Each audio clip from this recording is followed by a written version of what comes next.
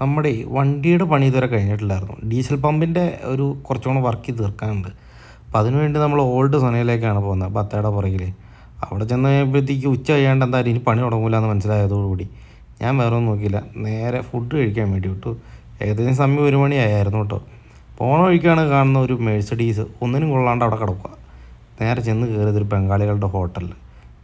കുഴപ്പമില്ലാത്തൊരു കട ആയതുകൊണ്ട് തന്നെ ഞാൻ അവിടെ ഇരുന്ന് അന്തസ്സായിട്ടാണ് ഫുഡ് കഴിച്ചു. പരിപ്പ് കറി കൂട്ടി അതിൻ്റെ കൂടെ ഒരു മീൻ കറിയും കിട്ടിയായിരുന്നു. അതും കൂട്ടി ഒരു പിടിയും പിടിച്ചു.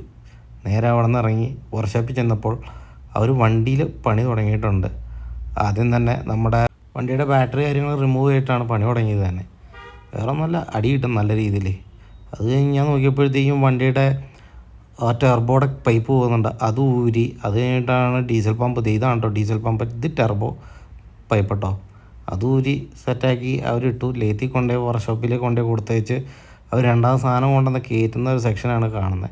എല്ലാം കൂടെ നമുക്കൊന്നും ചെയ്യാൻ പറ്റുമല്ലോ. അങ്ങനെ കാര്യങ്ങളെല്ലാം സെറ്റാക്കിയിട്ട് ഞാൻ അവിടെ നിന്ന് പതുക്കെ വലിഞ്ഞു. അപ്പോൾ ഇത്രേ ഉള്ളൂ. അസ്സലാമു